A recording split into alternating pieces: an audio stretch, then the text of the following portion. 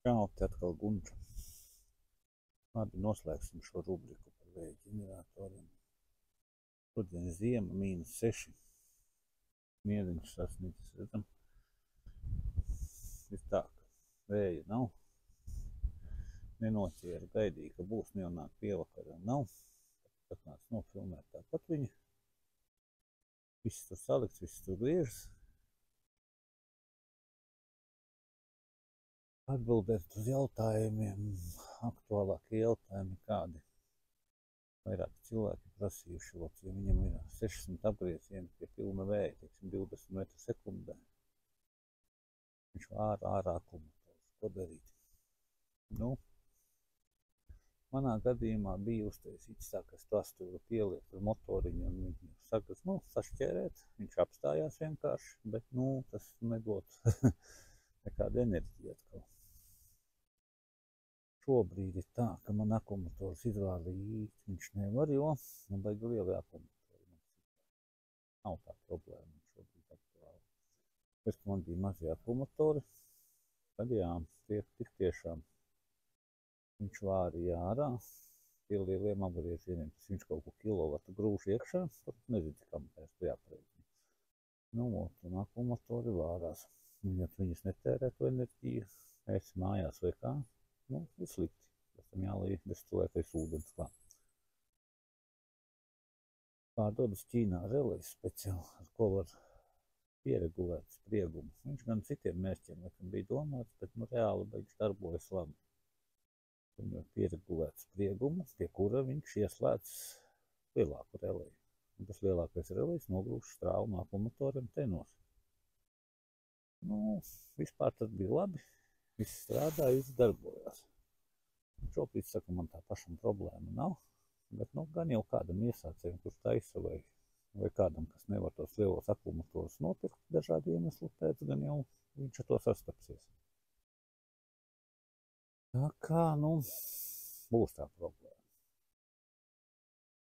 Manā gadījumā tie 24 volti, kuri akumulatoros tiek lādēti, ģenerators atbild kaut kur ap 80-90 voltiem.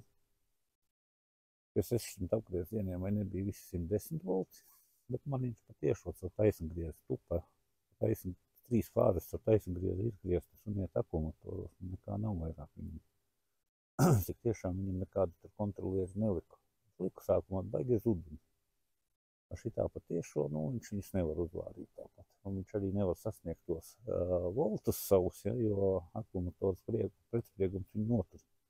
Vienkārši bremzē ar to. Un tādā veidā, jā.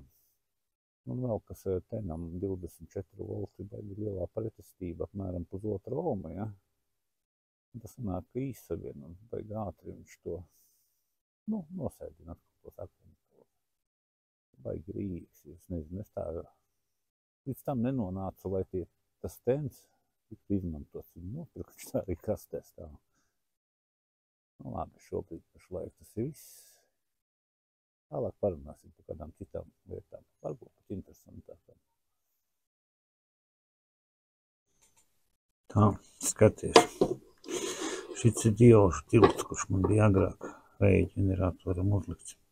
Vienkārši ienāk 3 fāzes un plus mīnus vai otrādi kaut kā tā aiziet uz akumulatoriem. Jā, radiators, lai nesilst, bet nebija tā, ka viņš siltu, es paņēmu uzliku vienkārši no mašīnas ģeneratora beigās ar 3 fāzes un vārdā akumulatoru. Nekādas gudrības tur beigās nav. Tālāk ir relēģi, pa kuru jau bija tas stāsts. Tur viņi regulētu režīmi gan bija jāsliet, laikam. Un tad, teiksim, manā gadījumā 28 voltos viņš izslēdzas, padot strāvu uz ceniem un tādā veidā lieku enerģiju nogrūst. Ar tiem ceniem, jā. Stāv sensors, pastējot projām. Ko lai saka? Ieslēgsim testeri. Paskatīsim, kas tur ir galā. Svats priekšā.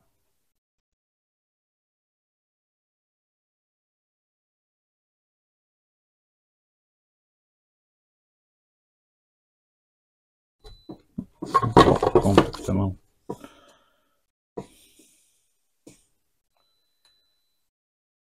Viens komā pieci ohmi.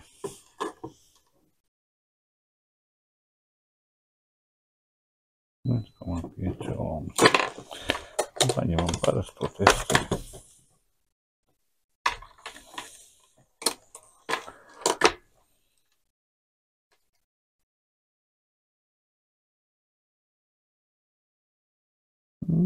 Jā, 1,4, 1,5 ohmi. Viņam pretstība, baigi rīgs. Te gan ir redz, kas tens ir tāds. 2,1 savienots patiešo. 24 volts, 600 vati.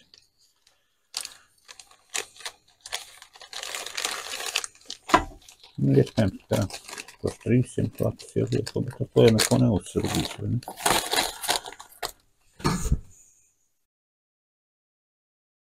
Apmēram tāds, kas stāsts. Ko, liekam jaunu bildi iekšā. Kāds zina, kas ir šis? Signāla ģenerators, plakanā spole un barošanas bloks. Ja mēs viņu ieslēdzam kontaktā, tad iedegās lampiņa rezonance. Te mums pienāk kaut kāda frekvence kaut kur. Frekvence parādās. Un te tāds baigais testerīts kaut kāds bija interesantais. Kāds viņš ir.